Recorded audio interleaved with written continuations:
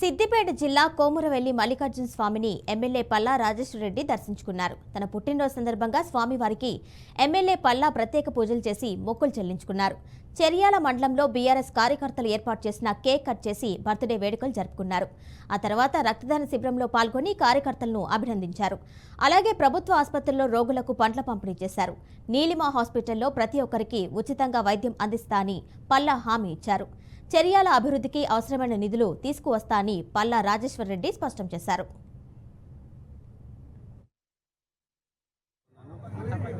ఎందుకంటే ఈ రోజున అన్ని దానాల కంటే కూడా ప్రస్తుతం ఆరోగ్యానికి సంబంధించిన వరకు బ్లడ్ డొనేషన్ అనేది చాలా గొప్పది. బ్లడ్ డొనేషన్ ఇవ్వడం ద్వారా ఇవాళ ఒకటి కొనాలంటే చాలా దగ్గర ఒకసారి 5,000, 10,000 రూపాయలు కూడా అవుతుంటుంది. అయిన అవసరం అనేది దొరకదు.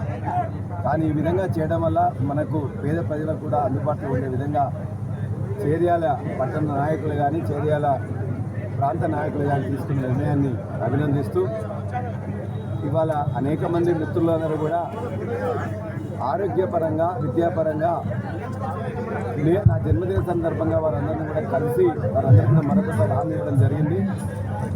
మనం ఇంతకుముందు ఏదైతే ఎన్నికలప్పుడు హామీ ఇచ్చినామో ఆ నీలిమా హాస్పిటల్లో ఆ సేవలు అదేవిధంగా కొనసాగుతాయని దరిదాపుగా రోజు 300 నుండి 350 మంది ఇప్పటికి సేవలు తీసుకుంటున్నారు.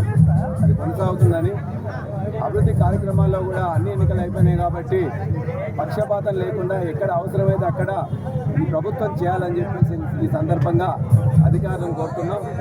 ఖచ్చితంగా ప్రోటోకాల్ పాటిస్తూ అభివృద్ధిలో మా యొక్క సూచనలు సలహాలు తీసుకొని